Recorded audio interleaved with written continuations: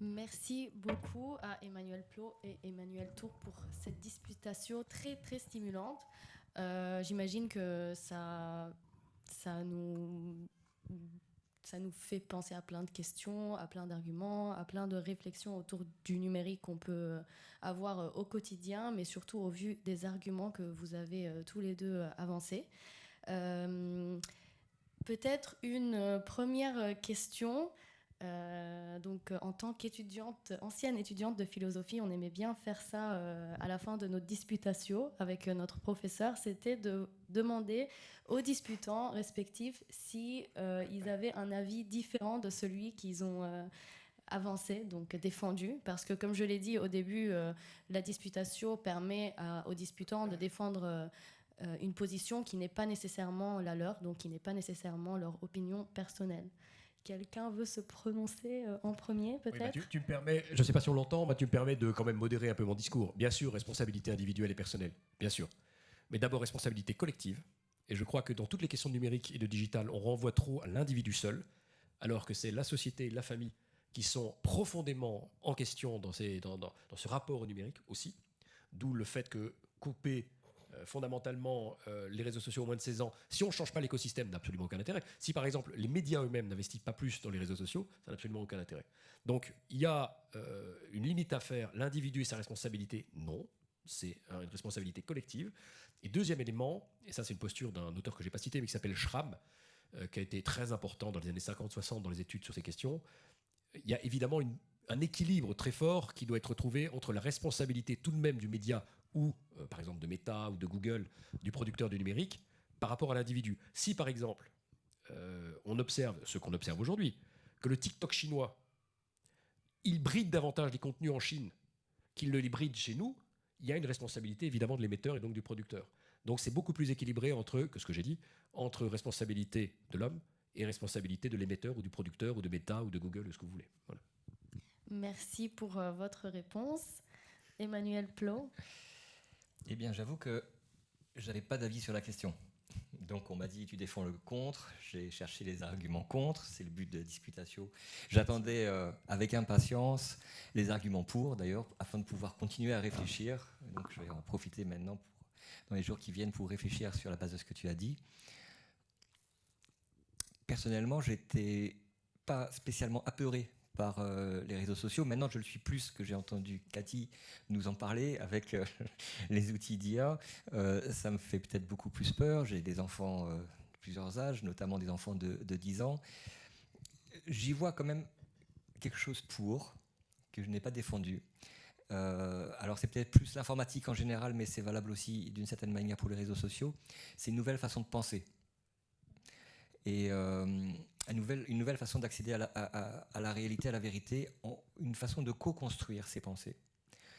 Je pense qu'on est très habitué à penser de manière linéaire, à écrire de manière linéaire. Dans les lignes qu'on écrit, il y a énormément de subtilité, des niveaux d'abstraction très divers qui s'entremêlent, et on peut faire beaucoup de choses avec l'écrit linéaire.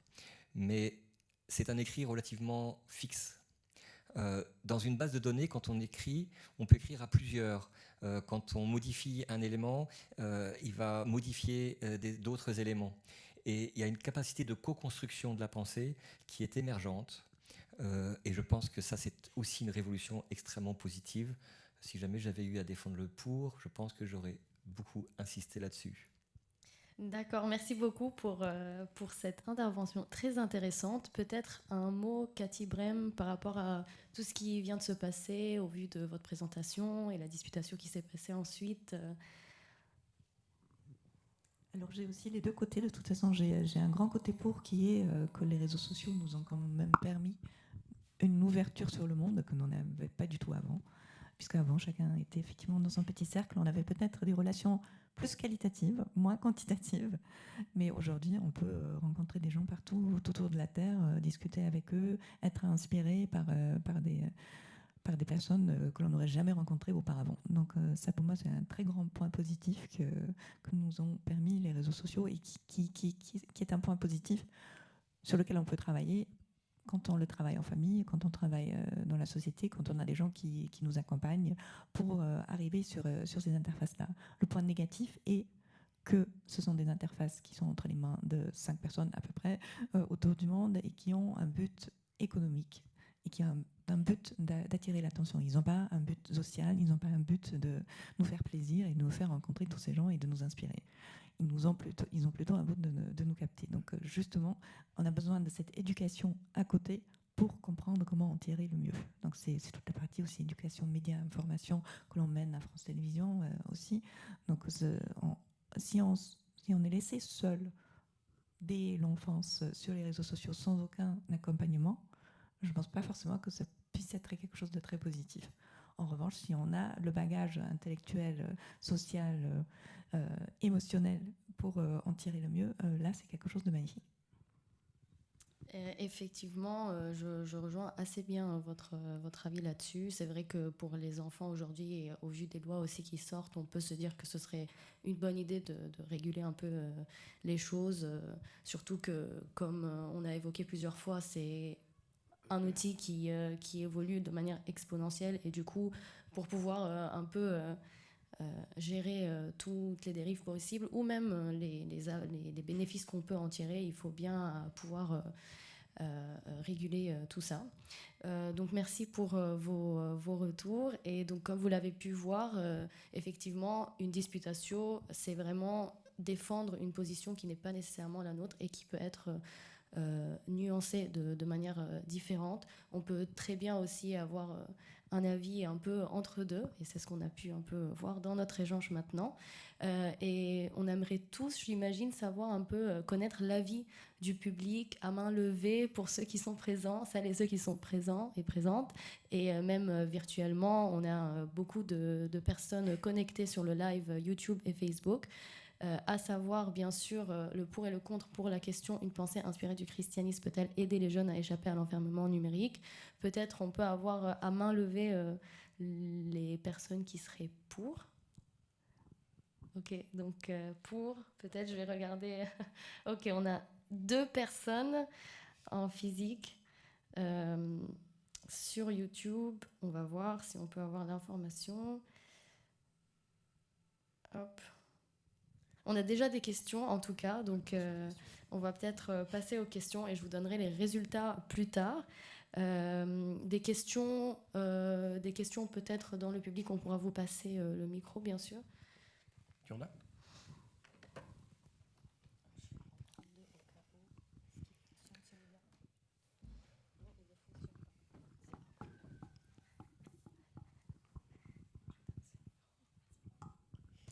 Merci beaucoup. Finalement, on a beaucoup parlé de l'âme, de la vie intérieure, du miroir aussi. Mais finalement, je me disais, par rapport à la place du corps dans l'IA, il y a peut-être un problème avec l'âme, mais il y a quand même un gros problème d'absence du corps. Et je me dis finalement, elle se pose aussi avec cette impossibilité du rapport aux pauvres, en fait. Hein. Pas de corps, pas de rencontre, réellement. Donc ma question, c'était finalement, est-ce que cette absence de corps, c'est pas à la fois un grand danger de l'IA et en même temps une chance, parce que si on fait prendre conscience à tous ces jeunes, notamment la nouvelle génération qui va naître avec l'IA, que cette relation au corps, elle est aussi la relation à l'autre, peut-être qu'on a une façon d'aborder l'IA qui peut nous prémunir de ces dangers. Qu'en pensez-vous ?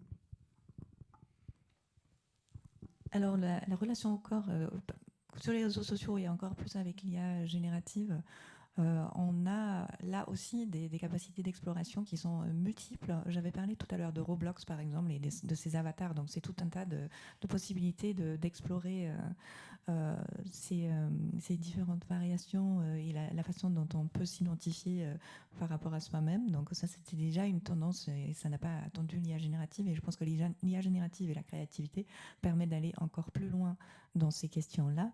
Et après il y a aussi un autre pendant, je pense, que de cette médaille qui est aussi, on a beau explorer plein de choses comme ça dans le monde virtuel, mais c'est aussi quelque chose qui risque de nous éloigner encore plus de notre corps physique et qui a, et on la voit cette tendance déjà sur les réseaux sociaux, on le voyait beaucoup parce qu'on fait toujours un résumé des tendances de l'été, on le voyait beaucoup cet été chez les jeunes, y compris, on a une tendance de se retrouver dans le monde physique, il y a vraiment cette tendance-là de vouloir avoir des vraies rencontres dans la vie réelle, y compris en s'ayant rencontré grâce aux réseaux sociaux, mais après de se retrouver dans le monde physique.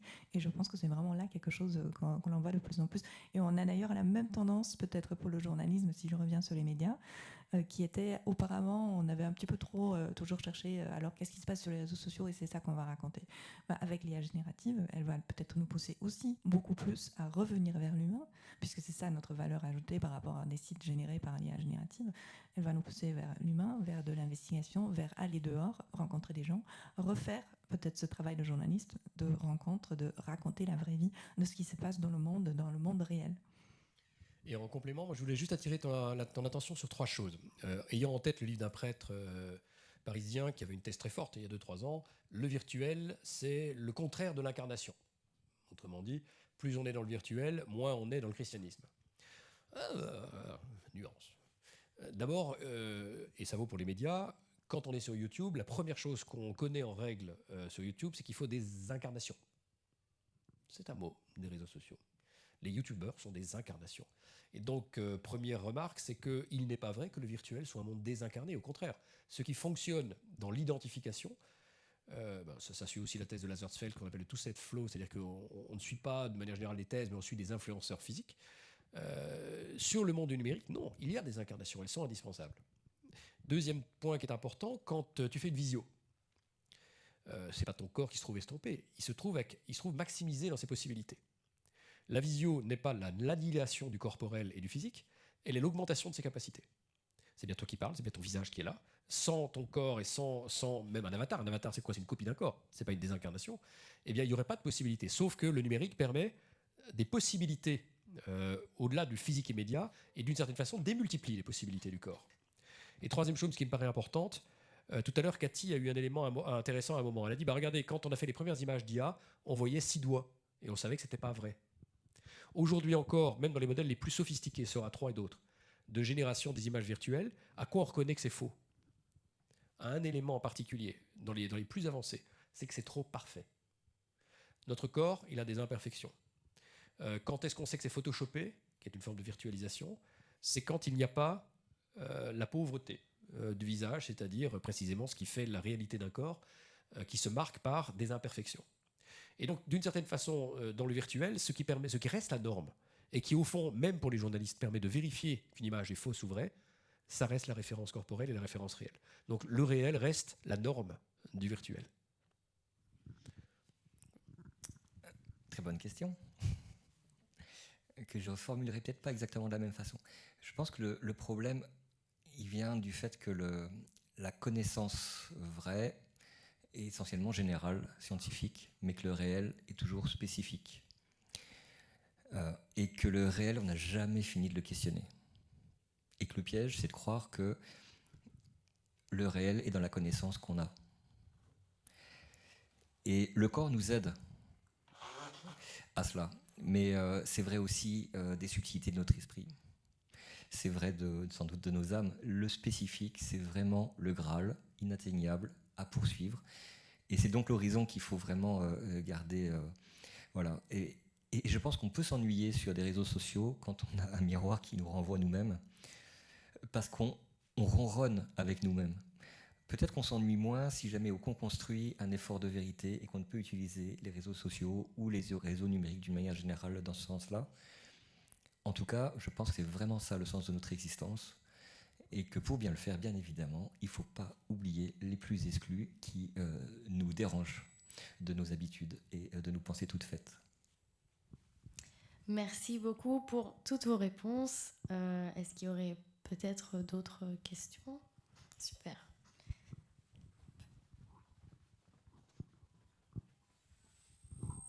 Merci beaucoup de vos propos qui sont quand même d'une très grande qualité. J'ai une question brève. Aujourd'hui, les éditoriaux des journaux sont écrits par qui?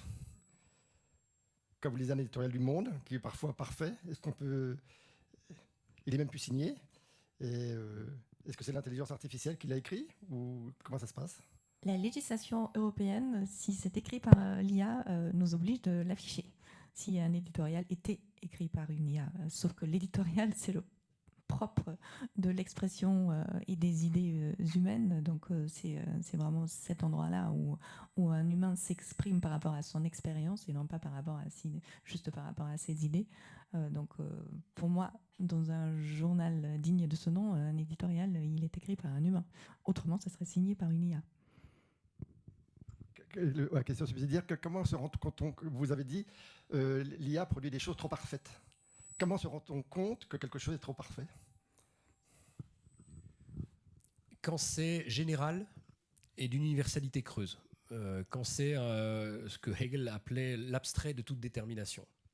Ce que tu as essayé de dire. C'est-à-dire quand ça correspond à tout et à rien à la fois. Par exemple, moi, quand je reçois des copies d'étudiants, si c'est un texte passe-partout, avec des idées qui sont banales, avec un style qui est moyen, je peux rien le reprocher, en fait, mais qui a aucune aspérité, qui n'a pas d'originalité, qui n'a pas d'inédit, qui n'a pas un caractère, qui n'a pas une empreinte, et qui n'a pas au final quelqu'un derrière, je le vois immédiatement. C'est-à-dire que c'est une universalité vide. D'ailleurs, enfin, je vous dis, on accuse le numérique ici, mais en remontant, qu'est-ce qui fait que les photos de mannequins retouchés, c'est insupportable? C'est que ça ressemble à personne, en fait. Ça ressemble à une projection du désir pur, à une abstraction qui est complètement vide, et il n'y a même plus quelqu'un. Il n'y a même plus quelqu'un. On a une espèce de projection absolue et totalement idéalisée du désir, qui ressemble à rien, il n'y a personne. Et donc, en vrai, quand je disais l'intelligence artificielle, elle produit de la perfection, je vais le préciser, elle produit du banal, c'est-à-dire du passe-partout, du commun. Et c'est précisément ce qui fait qu'en un clin d'œil, n'importe qui d'expérimenté sait si un édito est fait ou non par de l'IA, parce qu'il n'y aura pas d'originalité, il n'y aura pas d'idées propres. Il ne faut pas oublier un point quand même qui est très important. L'IA, elle ne fait que reproduire. Dans sa source, c'est ce qui a déjà été fait et écrit. Je vais vous donner un exemple très bête. Beaucoup de prêtres se sont beaucoup extasiés en disant là, c'est facile de faire des sermons avec l'IA. Ce qui est vrai, j'en connais beaucoup qui l'utilisent. C'est vrai, mais c'est faux. Si vous demandez à l'IA de vous faire un sermon sur la parabole de l'enfant prodige, bon, il va vous faire quelque chose de picobello, où il va reprendre tout ce qu'il trouve sur Internet, et il y a beaucoup de choses. Si par contre, vous lui demandez de faire un sermon sur un passage extrêmement pointu sur lequel il y a peu de choses sur Internet, il va extrapoler des conneries. Donc il vous répondra quelque chose, mais il va extrapoler du bazar. Parce qu'il n'aura pas de source, parce qu'il n'y aura pas de contenu, il n'y aura pas de quantité.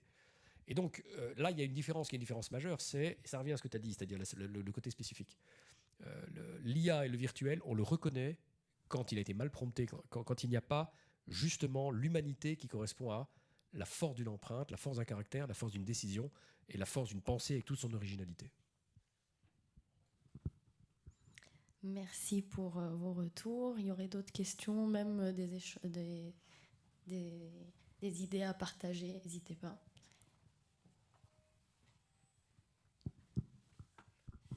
Merci. C'est une question pour Emmanuel Plot.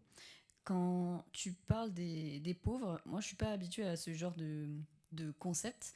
Donc est-ce que tu pourrais préciser de quel type de pauvreté il s'agit? Est-ce que c'est une pauvreté au sens un peu figuré ou est-ce que c'est une pauvreté vraiment financière? Désolé si c'est un peu une question bête, mais est-ce que tu pourrais préciser le concept des pauvres? Alors j'ai essayé de le faire avec Zimmel et puis je pense que Martin Stephens nous aide aussi à le faire. Donc Zimmel sur les règles sociales, Martin Stephens sur nos identités. Le pauvre, c'est pas un état absolu, ça serait plutôt une relation. Le problème, à chaque fois qu'on construit quelque chose, on exclut d'autres choses. Voilà. S'il faut travailler pour vivre, eh bien, ceux qui ne peuvent pas travailler, qu'est-ce qu'ils font? Et le pauvre, il nous pose des problèmes, en fait. Parce qu'on ne peut plus, à ce moment-là, construire de règles sociales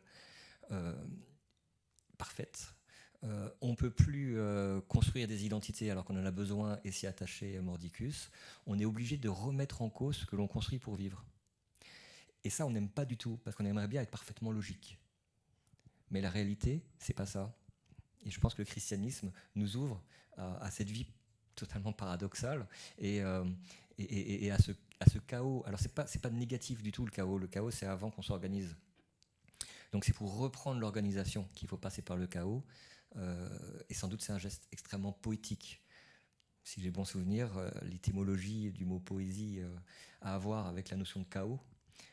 La poésie qui, dans l'existence, vivre poétiquement, qui repart d'une vision non habituée, justement, non habituée, c'est-à-dire non caractérisée par nos formes sociales ou nos cultures, pour réinterroger notre réel. Et je pense que vivre poétiquement, si j'ai bon souvenir également, Jean-Paul II disait que l'art, d'une manière générale, était aussi importante que la théologie. Je pense que c'est le chemin d'accès à Dieu, et justement, je pense que c'est la foi qui est assez caractérisée. Voilà. Merci beaucoup. D'autres questions?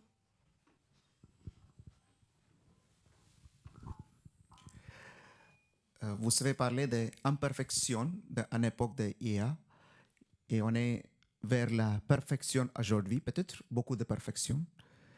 Je n'utilise pas la dialectique de Hegel, mais on peut penser que c'est une invitation pour nous pour aller vers la réalité. Mais est-ce que c'est une invitation pour la IA aussi pour aller vers la réalité? Ou IA peut progresser comme ça aussi? Mais encore une fois, le véritable usage du virtuel, c'est le réel. Et la norme du virtuel, c'est le réel. J'ai donné l'image tout à l'heure du fait que qu'est-ce qui permet de discriminer une image fausse d'une image vraie? C'est le réel. C'est le réel qu'on cherche. C'est le réel qui est le point d'entrée et le point de sortie. Ce qui est aujourd'hui la grande difficulté, notamment pour les journalistes et pour les médias, c'est précisément de réussir à identifier ce réel dans des reproductions du réel qui sont trafiquées. Mais ça n'a rien de neuf. Encore une fois, ça n'a rien de neuf. On a toujours été dans des situations dans lesquelles il y a eu du photomontage, dans lesquelles il y a eu du fake, dans lesquelles aujourd'hui simplement c'est industrialisé et plus facile. C'est la seule différence. Et donc c'est plus compliqué, ça prend plus de temps. Et comme vous savez, il y a une loi qui dit qu'on prend plus de temps à démontrer que quelque chose est faux qu'à simplement argumenter sa vérité. Bon. Et donc là, il y a un problème qui est un problème pratiquement de temporalité, de ressources humaines, parce qu'aujourd'hui, mettre le réel au centre prend plus de temps que ça n'en prenait avant. C'est essentiellement ça. Et aujourd'hui, dans toutes nos rédactions, c'est le problème qu'on a. C'est-à-dire que si on mettait nos journalistes, par exemple, à débunker toutes les fausses infos qu'il y a, bon, en fait, on n'en finirait pas. Il faut parfois 3 jours pour réussir à rétablir une vérité. Mais ça doit rester le cap. Ça doit rester le cap. Sachant qu'il y a un deuxième phénomène qu'il faut garder en tête, c'est que, comme je l'ai dit tout à l'heure, l'IA, elle ne se nourrit que déjà de ce qui a été produit sur le web, cette réalité-là. Et je ne sais pas si vous avez remarqué, mais de plus en plus, quand vous utilisez ChatGPT, que vous lui demandez de faire des images, les images sont de plus en plus jaunes. C'est pour une raison simple. C'est qu'à force de s'entraîner sur lui-même, l'IA, et donc justement de se déconnecter d'une réalité qui abonde dans des choses nouvelles, qui abonde dans le web notamment avec des nouvelles idées, des nouveaux concepts, eh bien l'IA s'appauvrit. Il y a un phénomène d'attrition. Et rien que le phénomène de jaunissement de l'image est un phénomène visible de cet appauvrissement tout doucement de l'intelligence artificielle. Donc pour répondre à votre question, l'IA doit, le réel est la norme du virtuel en information, et malheureusement pour l'IA, si on ne réabonde pas le web avec des idées neuves, avec des images neuves, avec du réel neuf, l'IA va devenir plus pauvre. C'est d'ailleurs aussi une des raisons pourquoi des gens comme Mark Zuckerberg veulent absolument nous vendre des lunettes de réalité augmentée, donc c'est ce qu'ils appellent réalité augmentée, parce que ces lunettes sont en train de regarder exactement 24 heures sur 24, 7 jours sur 7, si on les porte, ce que l'on voit nous, et donc elles peuvent alimenter l'IA avec des images du réel qui nous entourent, nous humains. En fait, l'IA, elle a besoin de notre corps, de notre regard, à travers nous, et à travers ces lunettes, en fait, d'avoir accès à une réalité et à plein d'images de la réalité et d'interactions entre des humains. Donc, force reste au réel.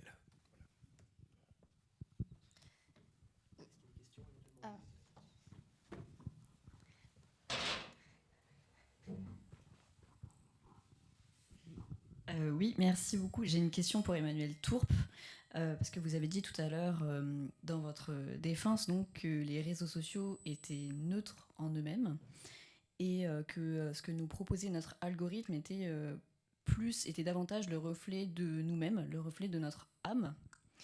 Or, moi, j'ai plutôt l'impression qu'ils nous influencent et qu'ils peuvent même manipuler certaines personnes qui n'auraient pas justement le background et l'éducation qui leur permettrait de remettre en question les contenus idéologiques qu'ils peuvent visionner.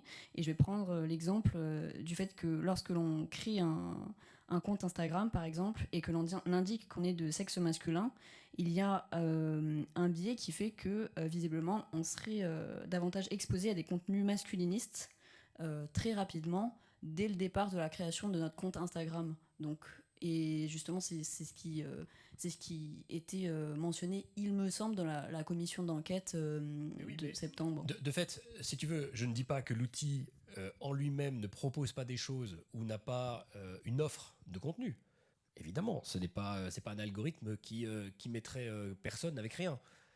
Il met en lien quelqu'un qui a des caractéristiques avec une somme de contenu dont il dispose. Bon.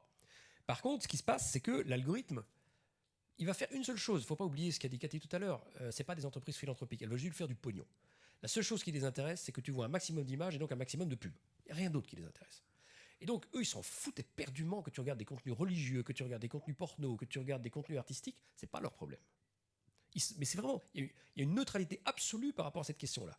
La seule question, c'est comment est-ce que je fais pour que, bon sang de bois, tu vois un maximum de contenu. Ils se fichent éperdument desquels. Et donc, ce que fait l'algorithme, il t'observe en permanence. Il regarde si tu restes une seconde sur tel contenu ou 0. Il regarde si tu le likes ou si tu ne le likes pas. Il écoute aussi beaucoup ce que tu fais. Et le rêve absolu de Zuckerberg, c'est l'intention. Il ne faut pas oublier que le Graal d'aujourd'hui, c'est l'attention. On essaie d'avoir l'attention. Le Graal de demain, c'est l'intention. Qu'est-ce que tu veux en réalité?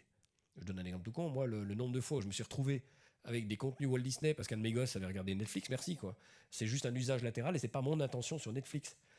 Donc pour revenir, le marché de demain, l'intention, intention, et le marché d'aujourd'hui, l'attention, c'est juste pour te dire que l'algorithme, il ira toujours où tu l'emmènes. Il va où tu l'emmènes. Il teste des trucs au départ. Alors oui, certainement, un mec, probablement, l'algorithme va d'abord essayer du foot, va d'abord essayer des choses testostéronées, parce que l'algorithme, il a l'expérience que ça fonctionne comme ça. Lui, il s'en fout, il est pas masculiniste, il n'a même pas de biais de conviction, il a juste l'expérience de ce que font les autres mecs. D'autres, massivement. Et donc il teste. Et puis si ça ne marche pas, il essaye autre chose. Et puis si ça ne marche pas, il essaie encore autre chose. Et donc à la fin, après, je dirais, une semaine d'usage, un homme qui vient de s'inscrire sur Instagram, qui n'a que des contenus masculinistes, c'est qu'il les a choisis, qu'il les a voulus et qu'il se trouve très bien dans cet univers-là. Un homme qui ne s'intéresse pas à ces contenus n'aura pas ces contenus. Merci beaucoup. Je vais essayer de prendre les questions en ligne. En plus, il y en a une qui va rejoindre, je pense, cette notion d'algorithme. Et donc, c'est la suivante. C'est de la part de Paul. Question au pour. Donc, Emmanuel Tourpe dit que la technologie est neutre alors qu'elle est conçue dans un but précis et une utilisation précise. Donc, ça rejoint un peu la question qui vient d'être posée. Si ce but est mauvais, l'utilisation en sera mauvaise.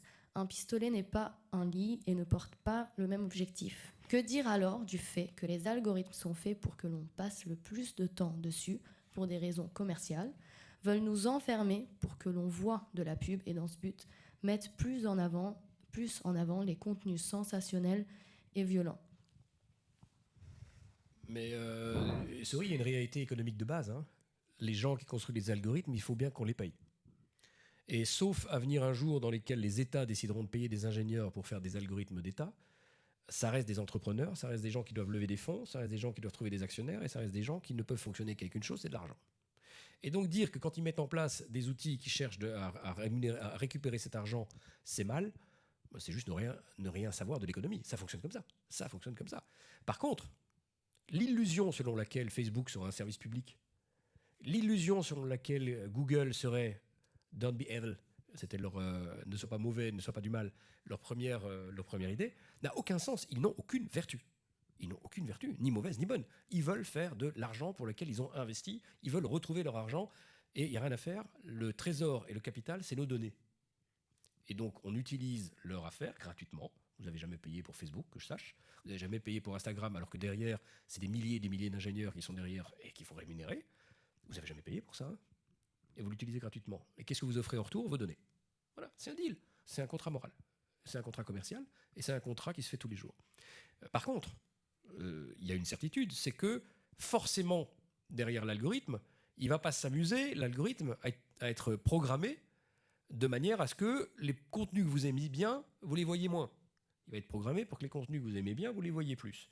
Et si, manque de bol, vous êtes un cornichon qui aimez particulièrement les choses violentes et particulièrement les choses dures, et que vous préférez la dopamine à la sérotonine, si vous préférez les sucres rapides ou sucres lents, et si vous préférez nourrir vos instincts de base par rapport à nourrir votre esprit, l'algorithme il dit « Ok, t'es un crétin, je te donne du crétin. » welcome. La mauvaise nouvelle, et ça c'est une mauvaise nouvelle, c'est que quand on observe la réalité de ce qui est proposé dans la plupart des temps, la plupart des cas, alors oui, effectivement, et là, le côté misère de Pascal a raison, on doit bien se rendre compte que statistiquement, les gens préfèrent la dopamine et la sérotonine, préfèrent les émotions rapides à la réflexion lente, et préfèrent eux-mêmes, c'est eux-mêmes, que l'algorithme leur propose des choses qui se scrollent rapidement et qui vident l'esprit, plutôt que des contenus profonds et qui le remplissent. C'est responsabilité humaine. Je n'ai rien à rajouter parce que j'aurais dit la même chose. Après, moi, je pourrais peut-être rajouter quelque chose, c'est que très bien, ok, l'algorithme, il répond à ce on le nourrit nous-mêmes, on va dire ça comme ça. Par contre, justement, ça nous renvoie à notre question de départ, c'est qu'elle nous enferme, du coup, dans nos pensées, dans notre bulle. Et ça veut dire qu'au final, quand bien même on la nourrit par notre propre image ou par nos propres opinions, et du coup, on voit, voilà, c'est un miroir de nos pensées, c'est effectivement là où ça pose problème parce que, en fait, on va voir de moins en moins de choses qui vont nous contredire, et c'est bien justement ça qui au final pose problème aujourd'hui, c'est que le débat n'est plus du tout le même. Il peut ne pas être constructif, il peut être voilà un peu. Je crois que c'est Cathy qui va répondre à ça, mais moi j'ai juste une question. Si tu es un lecteur de Libé, est-ce que tu t'attends à trouver dans Libé une contestation des positions de gauche? Non, tu achètes Libé pour être confirmé dans ton opinion. C'est exactement ce qui se produit dans les bulles de filtre sur le numérique. La même chose. C'est moi ma réponse, la tienne. C'est justement un peu contre ces bulles de filtre qu'on essaye avec les médias de service public de mettre en place un algorithme de service public qui ne ferait pas que enfermer les gens dans les bulles de filtre, mais qui pousse aussi du contenu auquel on ne s'attend pas, qui fait un peu de découvrabilité de choses qu'on n'a pas forcément en tête et qui aide à mettre en avant que ce soit des créateurs un peu indépendants ou que ce soit carrément des avis de personnes auxquelles on n'est pas forcément confronté. Il y a même des émissions où on essaye de réunir des gens pour et contre, comme des exercices qu'on vient de faire ici, en fait. Chose que, effectivement, après quelques dizaines d'années dans des bulles de filtre, on est de moins en moins capable, et on est de moins en moins capable, en fait, d'écouter des arguments qui ne vont pas dans notre sens. On le voit très très souvent dans les discussions. Et pourtant, la France était quand même le pays de la discussion au départ, pour moi.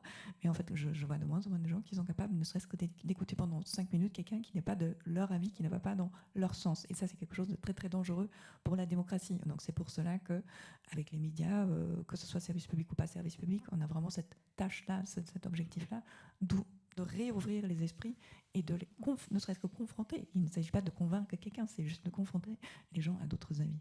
C'est pour ça aussi que dans plusieurs médias, il y a une réflexion aujourd'hui qui est en cours, et ce serait bien de fait que sur les réseaux sociaux ça s'applique, c'est qu'il y ait toujours 3 piliers quand une IA, un réseau social ou un média propose des contenus.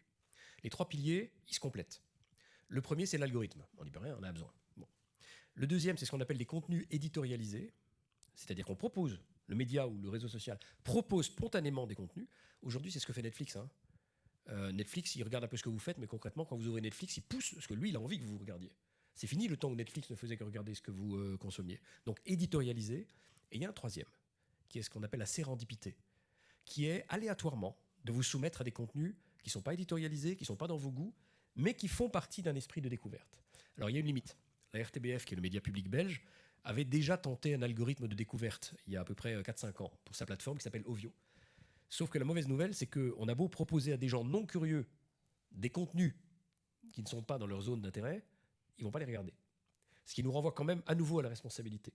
Ça marche, la sérendipité ou les contenus qui ne sont pas dans votre zone d'intérêt, mais ça ne marche que si vous-même, vous avez un peu l'esprit curieux. Que si vous-même, vous acceptez qu'il n'y ait pas une bulle de filtre. Encore une fois, ça revient à ce que j'ai dit tout à l'heure. Il ne suffit pas d'accuser le média, l'IA ou les réseaux sociaux. Nous sommes responsables. Je voudrais rebondir sur cette responsabilité, et notamment la responsabilité collective. C'est écrasant tout ça quand même. Enfin, la capacité de frappe, enfin, je veux dire, on n'est pas au niveau de la radio ni au niveau de la télé là. C'est potentiellement très envahissant. Et j'ai bien l'impression que c'est la responsabilité individuelle qui doit être aidée par la responsabilité collective. L'enseignement dans ces conditions est absolument essentiel. Le travail des enseignants à partir de, je sais pas moi, du primaire peut-être. Quand on sait à quel point les enseignants sont mal payés, très mal formés, je pense aussi, il y a des contenus de formation, mais je pense que ça pourrait être bien amélioré, que les élèves n'ont pas forcément des contenus pour les aider à faire face à cela, je pense qu'il y a un vrai souci. Donc je serais, prenant conscience de plus en plus de l'ampleur du phénomène et du caractère problématique qu'il pose, je serais vraiment pour augmenter le salaire des enseignants et bien sûr aussi leur formation pour qu'ils intègrent vraiment dans leur enseignement les moyens de donner à chacun sa responsabilité, davantage sa responsabilité. Merci, c'est vrai que l'éducation au numérique, c'est aussi un grand sujet. Une question en ligne du live YouTube. Donc, Emmanuel Tourpe, vous avez évoqué la responsabilité collective dans ce domaine de l'IA, et je pense que vous avez tous les deux évoqué cette notion. Quelle est la parole de l'Église catholique romaine et locale vis-à-vis des jeunes? Par rapport au numérique, je suppose. Oui, Alors, je veux savoir qu'il de y l'IA. a un texte de Rome qui est en préparation sur l'IA, qu'on attend dans les... Je pense même que c'est du niveau d'une encyclique qui est en préparation. Et là-dessus, il y a assez peu de marqueurs à ce stade. Bon, d'abord parce qu'objectivement, dans l'Église catholique, on est très mal équipé pour penser la technologie et les médias en général. Voilà, ça s'appelait encore les moyens de communication sociale jusqu'à il y a très peu de temps. C'est pas un truc sur lequel on est très bon, objectivement. On est même mauvais, en vrai. Et d'autre part, contrairement à ce que j'ai dit tout à l'heure, là où on pourrait et on devrait avoir un regard plutôt bienveillant sur la technologie, on est souvent des schtroumpfs grognons. Et on préfère acheter sur le marché de la peur les livres angoissants que sur les marchés de la confiance et de l'éducation et de apprendre à utiliser la machine, d'utiliser ça. Moi, je compare souvent les réseaux sociaux à une Lamborghini qu'on aurait mis dans les mains d'un enfant de 5 ans. Je ne parle même pas des jeunes, je parle de nous. Un réseau social, c'est une machine surpuissante à émotion. Et on a mis ça dans nos mains à nous, qui arrivons déjà difficilement à contenir une colère contre nos gosses quand ils ramènent des mauvaises notes. Or, c'est une machine qui décuple la capacité d'émotion. On a mis ça dans nos mains. Ça, l'Église, objectivement, elle a un peu du mal à le penser. Parce qu'on est encore dans un univers de livres, un univers de gens qui lisent, un univers de gens posés, un univers sociologiquement de gens âgés. Voilà. Et donc, ce n'est pas au cœur de nos préoccupations. Il va falloir que ça le devienne. Il va falloir que ça le devienne. Moi, j'interviens à Lourdes aux Journées Saint-François de Sales en fin janvier avec ce message. Et le même que celui de tout à l'heure, n'ayez pas peur. N'ayez pas peur. Il y aura 250 communicants de l'Église là, qui seront là en disant pensez vos cibles, pensez vos publics, pensez les usages, pensez les moyens. Et à un moment, rendez-vous bien compte que dans la vie d'un homme aujourd'hui, il passe 6 heures par jour sur le numérique. 6 heures par jour. 6 heures par jour. Et on passerait à côté de ça. Mais c'est une absurdité. On devrait en faire un point central, on devrait en faire une stratégie d'urgence, on devrait en faire une ligne de fond, on devrait mobiliser tout le monde autour de ces questions. Et pas que en achetant les livres qui font peur, mais en ayant sur les choses un regard posé, en voyant les risques, en voyant l'éducation, et pas seulement des enfants, des parents. Parce que souvent, les parents sont les premiers qu'il faut éduquer aux réseaux sociaux et au numérique. En éduquant, exactement, je reprends mon image de la Lamborghini dans les mains d'un enfant de 5 ans, en nous éduquant tous à utiliser cette machine surpuissante, ce qui veut dire une éducation à gérer nos émotions, et pas à insulter le premier qui n'est pas d'accord avec moi sur le réseau social, ce qui veut dire une éducation à l'image, et pas aller à ce qui me surstimule sexuellement, violemment, ou bien politiquement, et apprendre à me poser, à avoir un rapport distant, apprendre, éduquer, c'est comme passer un permis de conduire. Moi, je pense qu'il faudrait un permis de réseau, ou un permis d'IA, comme pour la voiture. Et apprendre tout simplement que cet outil, ces outils peuvent mobiliser en nous le meilleur et le pire. Mais eux-mêmes sont juste une voiture surpuissante. C'est juste que si j'ai 5 ans et que je prends cette Lamborghini, je vais dans le mur. Nous avons tous 5 ans et nous allons tous dans le mur. Et pour observer de très près ce que fait la cathosphère sur les réseaux sociaux, loin d'être les meilleurs, on est les pires. C'est probablement le lieu sur les réseaux sociaux qui sont les plus insultants, les plus haineux que je connaisse. Autant vous dire que le permis de conduire, il faut même le faire passer plusieurs fois, à mon avis. Voilà. Merci beaucoup pour vos réponses. Peut-être je me permets de prendre une dernière intervention en réponse à une question de tout à l'heure par rapport à l'incarnation. Donc l'incarnation chrétienne, c'est la prise en compte du corps aussi via ses souffrances, ses désirs, ses faiblesses. Tout cela est effacé en ligne. Donc les incarnations en ligne n'en sont pas car elles ne souffrent pas, ne désirent pas, etc. Est-ce que quelqu'un aurait une réponse par rapport à ça ? Ou aimerait répondre? Je pense aussi que l'incarnation, c'est pour nous montrer que Dieu est là avec nous, là où nous sommes. Pour moi, c'est vraiment le message, l'horizon de Dieu, c'est d'abord l'horizon que nous sommes. Je pense même que c'est essentiel chez Kierkegaard de bien comprendre ce que l'on est pour comprendre que l'on est nécessairement avec Dieu. Donc c'est ça pour moi, l'incarnation. C'est pas forcément uniquement, même si ce que la personne dit est juste, hein, c'est pas forcément le corps uniquement, c'est l'état d'être humain. Merci. Moi, Je pense que c'était au risque de me répéter, et peut-être dans la même logique, pourquoi est-ce que les Instagrammeuses pulpeuses qui font semblant d'être à Tahiti sont tellement payées, pourraient tellement regarder? Parce que nous les regardons. Ces modèles de perfection qui ne souffrent pas, qui ont des univers soi-disant parfaits, ça fonctionne parce que nous regardons. Pourquoi est-ce que nous regardons peu des gens qui appellent à l'aide ou bien des structures? Il y a évidemment sur les réseaux sociaux et sur le virtuel, ça existe. Sauf que ce ne sont pas des éléments sur lesquels nous choisissons d'aller. On préfère que ce soit des zones de rêve, on préfère que ce soit des zones de désir, on préfère que ce soit des zones de facilité. Les Instagrammeuses, c'est nous. C'est nous. Mais c'est présent la souffrance, c'est présent la douleur, c'est présent. Je pense encore à ce jeune handicapé là pendant les débats sur l'euthanasie en France, qui a montré à quel point il avait la rage de vivre. Il était présent sur les réseaux sociaux, mais qui a été le voir? Personne. Personne. Je pense que c'était par rapport aux termes utilisés qu'on utilise dans l'IA quand on parle d'incarnation. Mais merci beaucoup. Une dernière question, vu qu'on a encore le temps. Comment faire en tant que jeune pour préférer les interactions réelles aux interactions uniquement virtuelles avec les relations transparasociales? Qu'est-ce qu'il y a de plus précieux dans le monde réel selon l'Église? Très intéressant. Je peux répéter la question Non, c'est bon, elle est très claire. Il doit y avoir quelque chose, puisque de toute façon, on a de plus en plus de jeunes qui passent moins de temps sur les réseaux sociaux, qui reviennent vers le réel. Encore une fois, y compris quand les réseaux sociaux leur ont permis de rencontrer des gens et qui vivent des expériences dans le monde réel. Dans le monde réel, on a des choses inattendues, on a des rencontres inattendues. Dans les réseaux sociaux, on nous propose quand même toujours des choses par l'algorithme. Ils ne vont pas nous proposer de la sérendipité. Vous n'allez jamais rencontrer quelqu'un comme ça par hasard sur un réseau social. Ça peut vous arriver dans la vraie vie et c'est quelque chose qui est extrêmement précieux et qu'on a un petit peu perdu, que ce soit à cause des sites de rencontres ou que ce soit à cause de ces réseaux sociaux où tout est normé, où tout est ramené un petit peu vers une moyenne générale.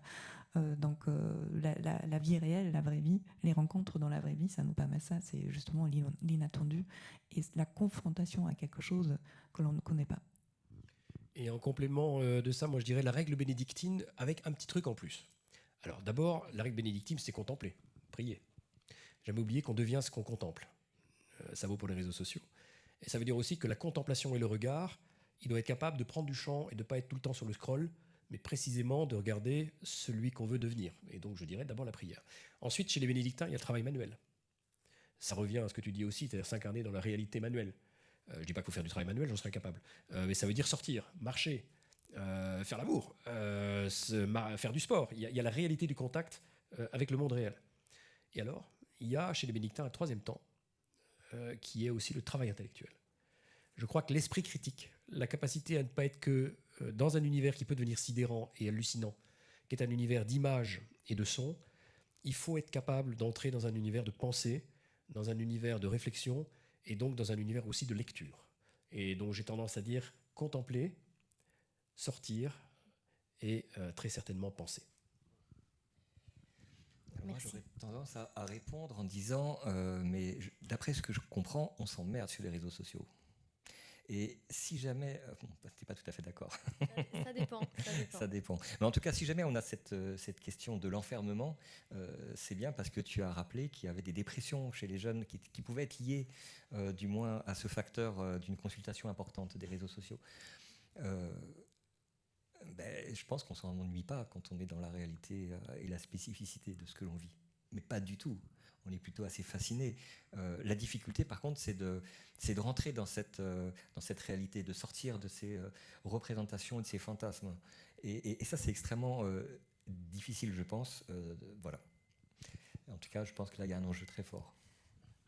J'ai peut-être 2 choses à rajouter rapidement par rapport à tout ce qui vient de se dire. Moi, je pense qu'il y a un truc qu'on oublie, dont on oublie de parler quand on parle d'utilisation du numérique, et ça peut paraître peut-être moins philosophique que tous ces échanges, c'est qu'au final, l'écran, les lumières bleues, tout ça, ça peut vraiment affecter notre état biologique.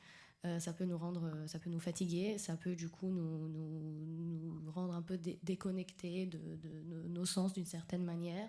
On est fatigué, on a mal aux yeux, on a mal au dos, et je pense que ça aussi, ça nous pousse un peu à être moins présents, moins nous-mêmes, moins dans cette vraie contemplation présente dont vous avez un peu parlé.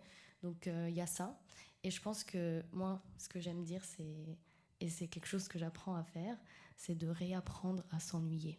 C'est important de s'ennuyer. Et les réseaux sociaux, ça nous empêche de s'ennuyer parce qu'on a envie d'aller regarder, ça nous pousse à aller encore consommer encore plus. Et je pense que cette notion d'oisiveté que plusieurs philosophes, je pense, dont beaucoup de philosophes ont parlé, est très importante. Et je pense qu'aujourd'hui, les réseaux sociaux et le numérique nous empêchent, d'une certaine manière, parfois, de faire ça.